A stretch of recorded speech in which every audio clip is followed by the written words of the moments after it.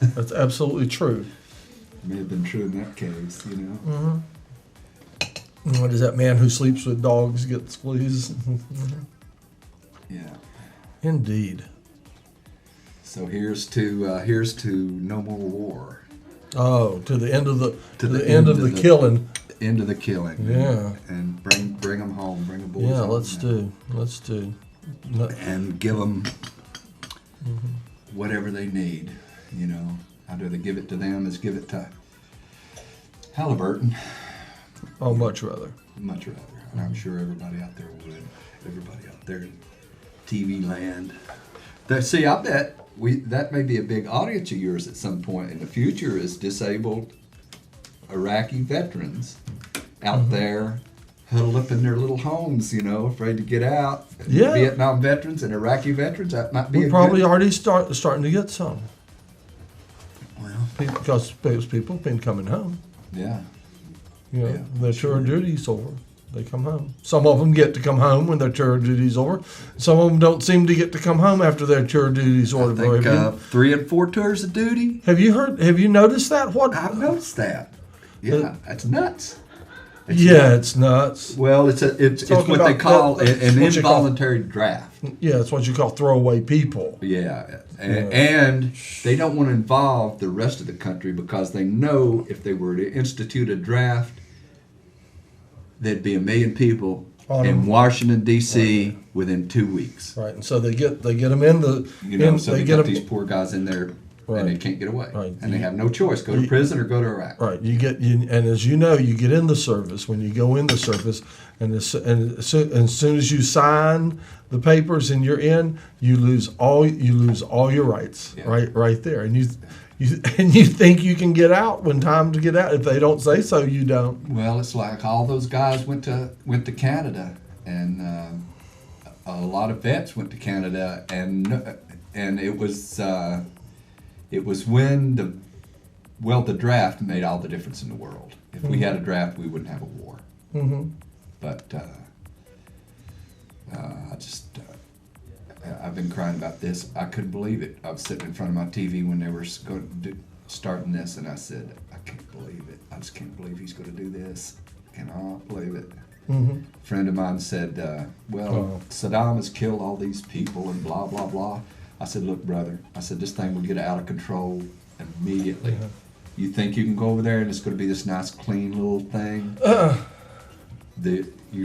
I'm sure that's what Uncle Donald Rumsfeld thought, too. That it was going to be this nice, clean little surgical thing. And, man, you'd think these people were smart. But Uncle Donald, huh? Uncle Donald. That's what you call him, Uncle Donald. Uncle Donald and Comrade Cheney. Mm-hmm. I don't know. You know what? I don't think in many cases real highly of the intellect of some of the people in power. However, I do believe that they either knew or had advisors that knew. I believe that they did have enough sense to know that it wouldn't be simple. I think that they had a clue of what size can of worms they were opening, and the reason I think they knew that is because I knew it. Did you know it? Well, I knew it would get out of control immediately. That they use little metaphors or euphemisms or whatever, punch Saddam in the nose, and to make it seem real simple to everyone. Mm-hmm. I think they were. I don't even know if I should bring this up. Are they watching us? They're always watching us. They're watching us. You wouldn't believe how much they're watching us. Oh, I'm a Vietnam veteran. I love America. We want to say hello to all the guys, troops. All the guys down at City Hall watching us. I've been sitting here with an ex deputy sheriff sitting beside me talking and say something and have his phone ring and have people from City Hall calling up to make some kind of comment about what's going on at my show. Oh my goodness. Yeah, I went through that. So yeah, I figure they're watching, and then that particular individual I know for some time after that continued, even if he couldn't be here and things like that, he would always be sure to videotape the show. So I know a lot of people actually that videotape the show. Most of them, in law enforcement, I understand. Why? I don't know. I guess they like. I guess they like the show. They like the show. Like they the don't show. want. They don't want to miss it. You know. They're tired of cop reruns. I guess. Yeah. I know I am. Yeah. I watch Gunsmoke. I'm not tired of that yet. Bonanza. That's pretty good. Well, we all, as Americans, we all want the same thing, I'm sure. We just have different ways of maybe going about it. And that's the thing. In the last election, I worked the polls. Yeah. And about 2 weeks before, 2 or 3 weeks, I just got a very profound sense of optimism that things were going to change, at least to where, and they did, But then it became there was a 1 vote Democratic majority, and then that guy got a brain tumor. Remember that? Mm-hmm. So I almost had a heart attack there. And I knew that if we didn't change now, you've got to have both sides of the equation. You've got to have. It goes farther than you don't that, want the Democrats just doing everything because they'll spend everything, but you don't want to. I like the middle. Mm-hmm. Where they have to fight it out. Those days are over. I don't know. It appears as though no, I think those days are over. But it appears that if you get a balance between the two, nothing happens because nobody gets a majority. Right. I mean, at least that's the game. That's good.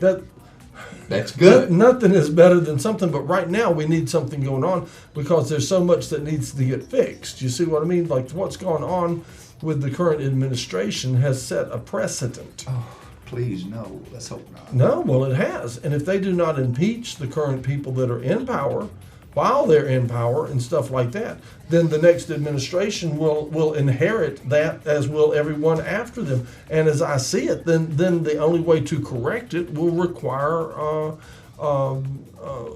revolution in our own country. How else are you going to? I mean, if they're not, if the system we've got set up won't correct itself, and it has to do it now, it can't. It's much harder to correct later. I mean, when the precedent is being set, you've got to say no and stop it now, or forever on. People will point back and say, "See, we can do it." Well, I tell my Republican friends that I don't blame them for this present administration. Oh, you should blame them. No, I don't, because they were fooled like everybody else was fooled. I think the religious people see that they were fooled by a man who professes religiosity but has no real compassion. You believe that? I believe that. I don't, and I think the religious people see that. I don't think they like being taken. You think they've seen through it? I think a lot of them have. That really this is not what it was cracked up to be, and that this is some sort of power grab. And I think the majority of Americans know that, because you all you have to look is at the poll numbers. So I think everybody thinks that. Well, out in Marshall, you might be right. Most of the people out there and you and I, we know them, because I used to live out on the other side of Mars Hill, not quite to Marshall. I used to turn there at Petersburg Store. Yeah. So Grapevine. Yeah, exactly, up in that area, Yeah. Past Grapevine. That's where we would live. But and knowing the people out there, I think you're speaking truly. They were taken. They were had the wool pulled over their eyes, and we're all just so glad to see that we finally had a president that believed in Jesus, and then they really believed that, didn't they? I think so. I think so too. Well, they thought he had. There was a young woman. I'll just give you an apropos story. Who was there was a very young woman there, maybe 8th, 9th grade, something like that. Young girl, I guess, and they were running their own little polling place so that the kids could come in and vote. With adults voted, the kids could come and vote to foster voting and young people. And that was when Kerry was running, and I said to her, "Well, you're going to vote for John Kerry, aren't you?" And she said, "Oh no, I'm going to vote for George Bush because he has morals." Mm-hmm. And Right. I think to destroy a country and put a million people To or death. more homeless and kill all these people, that, you know, morality is in the eye of the beholder, and we need to have someone who understands that, understands history, and that it's bad for religious people for religion to be in politics, as well as it is bad for the country, because we're having it, you know, any country. And the New York Times had an article about it and said if you wanted to know why Europeans were secular, it was to go over and look at the country, because there's ruins all over that were the result of religious wars, you know.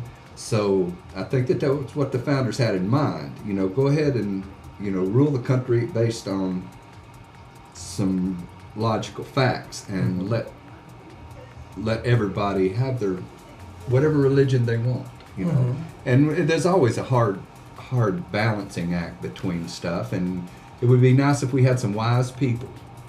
Like you and I. Okay, now that gets you like you and I exactly. Who we could work these things out. This gets around to exactly what I was wanting to get around to about wise people. Okay, now and that comes back to is there a wood stove at the hardware store, yeah, you know, and stuff like that, and that's because. Okay, from my family that I grew up in, I grew up from a family that was a rural family, but they were highly educated, you know. And I also grew up with the impression that in basic rural America there was just common sense, that the common sense of the common man prevailed, and that people were smart. You know what I mean? And that was the final check and balance, was that the people would see through stuff like that. You see what I mean? And then some years ago, and this was before the Bush administration, I used to run a route where I fixed copy machines and stuff like that, and it took me all over Western North Carolina, and I would often stop in. If there was a hardware store I thought might have a potbelly stove in there or something like that, I would stop in there and I'd get me a Pepsi or something, you know, and I would sit around and I would listen to what the old folks had to talk about. And after a while, I realized that what the old folks were talking about was always what had been fed to them on the evening news. It was what had been changed. It wasn't right. The natural wisdom seemed to have been washed out of their brains by television, and what they talked about was what they had seen on television, and whatever slant the news had put on it, they took that for the gospel. Whether you watch Fox or whether you watch CNN, you know, tells not even CNN. I don't know, that say the Daily Show or something. That's is there a liberal news program? That's Comedy Central. We get our best news now from the Comedy Channel, the Daily. Isn't that something? Yeah. When the Comedy Channel is the channel that most this is Democracy Now, democracynow.org with Juan Gonzalez and Amy Goodman. But when I realized that what I thought was like natural wisdom had just, you know, when you're around a potbelly stove, you got a half a dozen old guys and they're talking about it, and you suddenly realize they're not making sense. They're talking what's been fed to them. Right. I began to lose hope then. And then right after that, I saw the Bush administration come right on through, et cetera, et cetera. So I know what it is. It's television, and that's why I have a television show. Yeah, I think television, this kind of television is really, it's not the frenetic headline grabbing, this is the pot-bellied stove. Right. This is the pot-bellied stove. We got a pot-bellied teapot here. The pot-bellied teapot, sitting around the pot-bellied teapot. And that's a pot-bellied teapot, isn't it? Right. And I'd be real surprised if any of those guys that sat around the pot-bellied stove would have said, hey, let's go over and punch Saddam in the nose, especially if there's a lot of hokey going on, you know. There's a whole lot of pulling the wool over our eyes and telling us things and then making us believe it. And if we don't believe it, well, there's something wrong with us. And, we've got to. We don't have too much time left if what the rest of the world seems to think about climate change and China sucking up oil and India sucking a big gob of oil, and we have no oil, and what are we going to do our economy? We need some smart people who are figuring these things out and in a hurry. Like New Orleans. What about New Orleans, you know? I got a terrible song about that. It's the saddest song I've ever seen. Did you bring an instrument? I did bring my instrument. Do you want to play some music for us? Yeah, you got a compliment. I didn't think I told you, but how did I get a compliment from somebody here at the station? No, from somebody who was watching at home. Called you? No, I saw them, and they said that guy who was singing on your show, and I said, I said, when were you watching? He says near the end of the show. Yeah. So it was you. It wasn't. You know, him. Wasn't the big star. We had several big stars, but you were the only. You know, they got compliments too. Actually, I'm glad. I figured it must have been somebody in the control booth. You know, is that ready? I don't think so. It's pretty dark. Well, you're welcome to try it, but I think it should steep a little bit. Let me longer. go. I'll go get. I've got two guitars. Didn't you say you played? No, I don't say I play. I'll play you a song though. If you I've got two guitars. I've got one standard. For standard tune, I'll bang one. I'll go bang on one. Okay, and I'll pour some water in this tea. This stuff's good. Oh yeah, that'll be lovely. Mm-hmm. Oh, very good. Mm-hmm. That'll take care of us. That should be enough to get us through this tea party. Oh, must have run off all the guests after yesterday. Oh. Hey there. You want one more? Yeah. Will you come in and have a cup of tea with us? I would love to have a cup of tea with you. Oh, okay. Let's see. There's somebody sitting in this one right here. I'm good here. Let's see if I can make that shot any wider.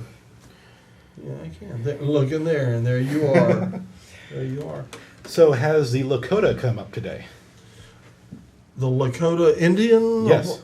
I'm not sure. We talked about some Indians. Were you watching? I was at work. That's my okay. problem. About them declaring independence? No. Huh. Yes. Okay. A group of Lakota have decided to secede from the United States of America. Well, good for them. I don't know how much chances they'll stand. They'd stand a little bit better chance if they were Seminoles. Why I don't know how much. I don't know what's going on currently with Seminoles, but at one time I was made an honorary Seminole Brave, and at that time the Seminoles had never signed a peace treaty with the United States. Right. And Seminole land was Seminole land. The Lakota did make a big deal about renouncing all treaties made with the U.S. And rightfully they should. Yes, I agree. Yes. The only problem is that the guy in charge of all this is Russell Means, who is the amount of credibility he has in the Native American community is somewhat debatable. Put it that way.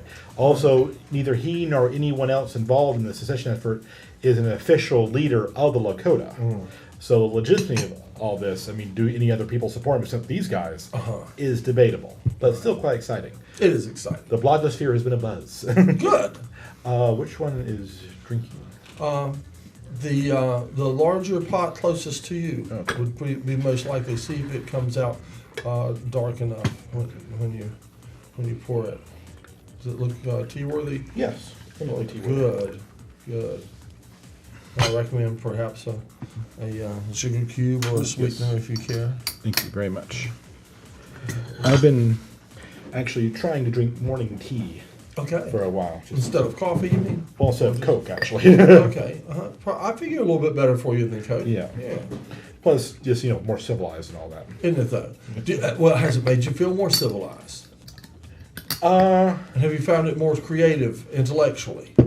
Well, just the having to go through the business of actually making the tea, even though making it in the microwave is still a ritual you have to go through, which sort of centers your mind a bit. I am now drinking tea I just made. That's something you can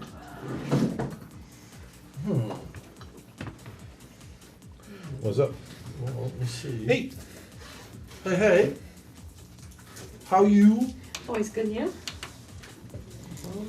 is that your new? Is that part of the show? Is It's it? my invention. Oh, okay. Are you giving me this? You're holding it out to me. Is this you're presenting Merry me? Christmas. Oh, well, thank you. Somebody had said when I first started here that that's what I should give you for Christmas. Am I supposed to open it at this time or later? Oh, let me see if I can guess. All right. All right. Let me see if I can guess. Is it Spider-Man jockey shorts? No. Okay. Am I close? No. Am I supposed to open it? Yeah. I'll put it down here. Make sure it's not ticking. No, it's not sticking. You think the terrorists would target the tea I was I think close. it I was was people you were closer TV would target. And then you have to. No, see, no, that's going to be like Cinderella's shoe for you. Cinderella's shoe. Okay, let's see. Yeah, that's Oh, this is what came with it. Oh, this is your. Yeah. This is your line. Yeah. Oh, My glow buds, the original glow in the dark underwear. okay. All right, are we ready to show it? You want to see I got a Christmas present here. Let's see. Yes, From please. from the glow lady. Oh, Now it's a tea bag. That's the bag. That's Wawa. And see, you can use it like So we- Cinderella's shoe. But there's more to it. There's more to it than meets the eye at first. Because there's not much to meet the eye there. Or you can always put it over your doorknob. And then you can find your doorknob when you get up to pee in the middle of the night. You could model on the pleasure saucer if you want to do that. Do what? Model on the pleasure saucer. I'm sure There that you will. go. We'll find something, Oh, I'm sure that you will. and it'll probably involve the pleasure sauce. All right. Now, whether I'll be modeling it or not, I hope seriously doubt. But we'll find not when I'm around. We're gonna find somebody to model it. Various levels of There you druggedness would go. have to be applied before anyone would be And, modeling it. and maybe we should have a black light around at the same time. A black light will give it an instant charge. Uh-huh. You don't need a black light for it to glow. But this will glow in the Yeah, dark. it's like glow in the This dark. is glow in the dark. This is radioactive. The bag. All right. Okay. No, not radioactive. No, the glow buds, the underwear. We're actually radioactive. So you can buy them. It's been 20 years Or find something. since I invented those. She invented those. Really? Very cool. Glow buds, the original glow in the dark underwear. Are these? You say that this one's in a standard tune. Are they in tune with I don't each know if they're other? in tune with each Or other. do you have an E string? Like I could do an It's in tune. Go ahead and. E. Okay. It's in tune. Cool. I've got, get ready. I see you guys later. Okay. What about? Well, I'm a Gibson, and you're Martin. Look at that. Look at that. But It broke already? what year is this one? 60. I bought it 66. Really? Oh, okay. And if I play a E, a G, and an A, can you do slide with that? But go ahead. Go. What are you playing?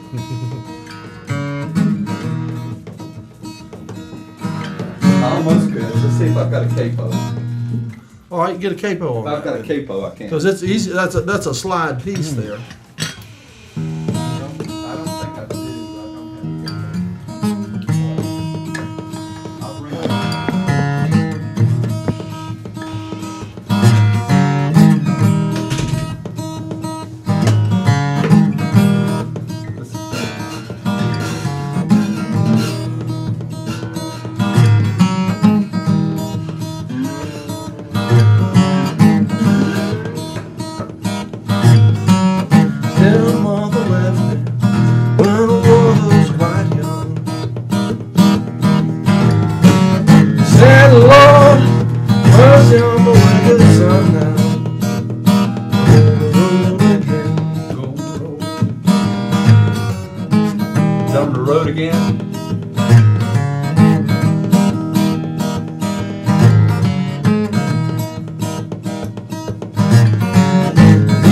city, Lord, got to get away. Trusting and fighting, Lord, you know I sure can't stay on the road again.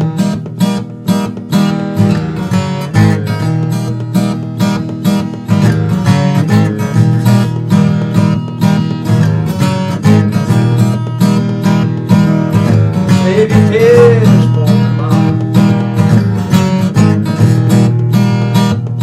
Save your tears for me, Mama.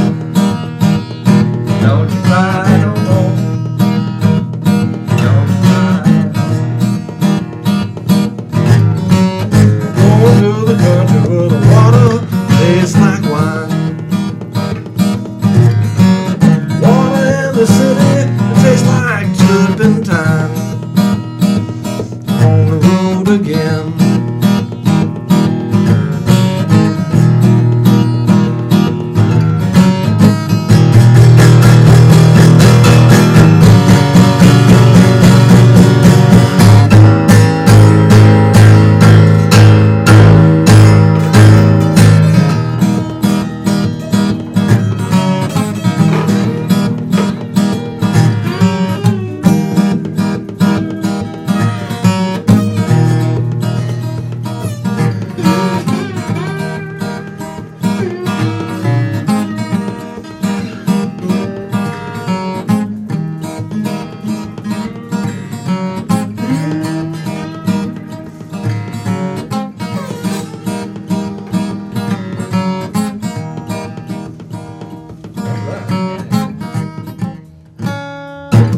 Yeah. All right. Yeah. Playing And we D. said you didn't play an instrument. I don't play guitar. You don't. I'm not a guitar player. I'm not. So this is some sort of mental production of some sort. Go ahead. He's the guitar player. Oh, okay. And he got some songs now. Do you want to stick that microphone over toward him? If we're going to change your spot, I might need to. I don't know. What do you want to do? You want to get back over in your other spot, or you want Yeah, you can sit to here. stay in this spot, or what? Yeah, I like that spot. Okay. All right. Get back over yonder, and then we'll put the microphone back there. And we got something going on here. It's Jonathan. Are you joining us? I was gonna help you with scaring. Oh, well, I was just gonna swatch him over there. I was making him get back over yonder. Yeah, there's some heat coming off of that. Whoa, dude. Don't touch. I found out What the is hard that? way. That's part of the time That's the machine. lot. Oh, that's this. Yeah. I said, man, what Well, is it that? sounded furry for an atom. But you were telling us about some songs you had. Huh? You were telling us about some songs you had. At least 2 songs I can think of were mentioned earlier during our conversation. I'll play that New Orleans tune in a minute. This is a Howlin' Wolf tune, part of it. Oh, I like some Howlin' Wolf, I guess. Well, the money can't pay my bill.